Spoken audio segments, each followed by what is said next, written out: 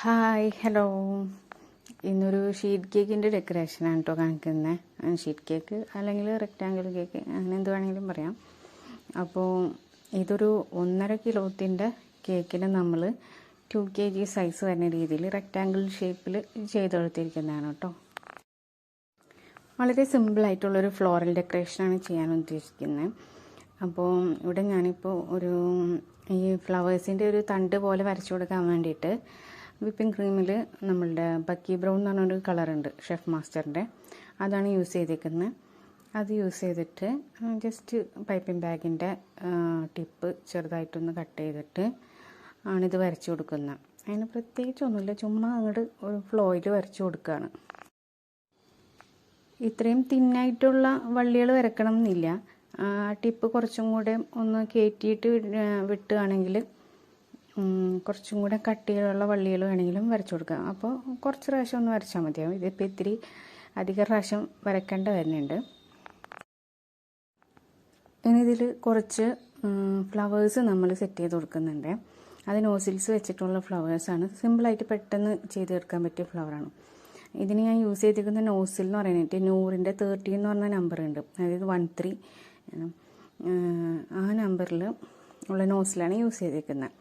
Colour use ചെയ്തേക്കണ ഏതാണെന്ന് വെച്ചാൽ ഷുഗറിൻ്റെ പീച്ച് ഒരു 3-4 ഡ്രോപ്പ് ചേർത്തിട്ടുണ്ട്. അതിൻ്റെ കൂടെ മാജിക് റെഡിൻ്റെ ഒരു ഡ്രോപ്പും.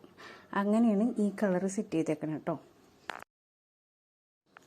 ഞാൻ ആദ്യം യെല്ലോവും റെഡും കൂടെ കളർ കോമ്പിനേഷനിൽ ചെയ്യാമെന്നാണ് വിചാരിച്ചിരുന്നത് ഫ്ലവേഴ്സ്. പിന്നെ തോന്നി അത് അത്ര ഭംഗിയായിരിക്കില്ല എന്ന് തോന്നിയുകൊണ്ട് സിംഗിൾ കളറിൽ തന്നെ ഉള്ള ഫ്ലവേഴ്സ് ചെയ്യാമെന്ന് വിചാരിച്ചു.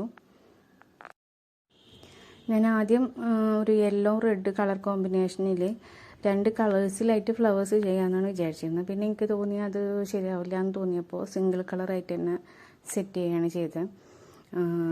പിന്നെ ഇത് കഴിഞ്ഞിട്ട് നമ്മളിതിന് കുറച്ച് ലീഫുകളും കൂടെ വരച്ചു കൊടുക്കുന്നുണ്ട്. ലീഫ് വരയ്ക്കാനായിട്ട് ഞാൻ നോസിൽ യൂസ് ചെയ്തിട്ടില്ല. പകരം നമ്മളുടെ പൈപ്പിംഗ് ബാഗിൻ്റെ ടിപ്പിൽ ഒരു ചെറിയൊരു വി ഷേപ്പായിട്ട് കട്ട് ചെയ്തിട്ട് അതാണ് ചെയ്തേക്കുന്നത് കേട്ടോ.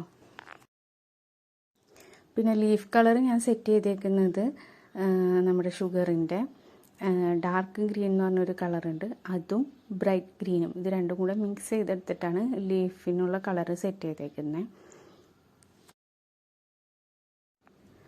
നിങ്ങളുടെ അടുത്ത് ഷുഗറിൻ്റെ ലീഫ് ഗ്രീൻ എന്ന് പറഞ്ഞിട്ടൊരു കളറുണ്ട്, അതുണ്ടെങ്കിൽ അത് മാത്രം മതിയാവും ലീഫിൻ്റെ കളറിന് കറക്റ്റായിട്ട് നല്ലൊരു ഇത് കിട്ടും. എന്നിട്ട് അത് കുറച്ചും കൂടിയും ഒന്ന് അതിൻ്റെ ഒരു ഡാർക്ക് ഷെയ്ഡൊക്കെ വേണമെങ്കിൽ ഒരു ചെറുതായിട്ടൊരു ബ്രൗണൊക്കെ ചേർത്ത് കൊടുത്താൽ ഈ ലീഫ് ഗ്രീനിൽ വെച്ചിട്ട് തന്നെ നമുക്ക് ലീഫിൻ്റെ ഡെക്കറേഷൻസ് കുറേയൊക്കെ ചെയ്യാൻ പറ്റും. എൻ്റെ കയ്യിൽ ഇപ്പോൾ ആ കളർ ഇല്ലാത്തതുകൊണ്ട് ഞാൻ ഇങ്ങനെ 2 കളറ് കൂട്ടിയിട്ട് ചെയ്തതാണ് കേട്ടോ. ലീഫ് ഡിസൈൻസ് ചെയ്യാൻ വേണ്ടിയിട്ട് ഞാൻ ഒട്ടും നോസിൽസ് യൂസ് ചെയ്യാറില്ല.